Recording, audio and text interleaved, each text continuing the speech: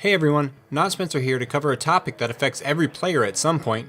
I'm sure that you have found yourself tilting during a game where you felt like you were doing decent, but circumstances just seemed stacked against you. Today, I want to talk about what can cause tilt, how to avoid it, and what to do if you begin tilting anyways. You might start a game well, picking up an early kill in the mid game and beating your opponent handedly in CS. Something happens though. You find yourself victim of a gank from someone who shouldn't be in your lane. Your bottom lane never called that the enemy Thresh was out of lane, and you miss it on the map.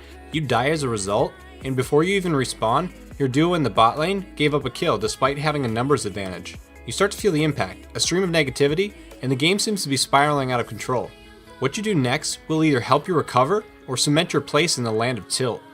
When you find yourself in a situation like this, it might seem like you need to make a big play in order to make it back into the game.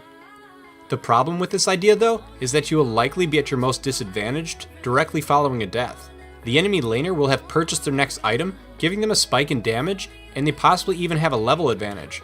Forcing a play in the immediate aftermath is a common mistake and a surefire way to put yourself even further behind. Instead, you should take a few minutes to settle back into your lane, get vision and ganking paths, and create some stability before looking for your opening. While you are focusing on the little things to calm your game down, the enemy laner is looking to snowball their lead, and in doing so, they may get a little overzealous. If they overextend or try to force an all-in, this will be a great opportunity for you to counter them and begin your comeback. If they don't overstep during the laning phase, just focus on avoiding any future deaths to give your team the best chance at winning engagements in the mid to late game, where you'll have the added strength of your allies. You will have pushed through the tilt and come out with a better result. Tilt can also come as a result of other players. When you worry too much about what they are doing on the map, their reactions or comments, while it's definitely important to pay attention to your allies and what they're doing, you shouldn't spend your time telling them how they need to play. After the first few times, it'll just seem like you're harassing them, and they probably have already muted you anyways. In the same way, if a player on your team is spending all his time typing and it pulls your focus away from playing the actual game, you need to mute them. Reading everything they have to say will often prove more tilting than even getting snowballed on in lane. So be quick to that mute button, and when you type something out to your allies, pause for a second before you send it.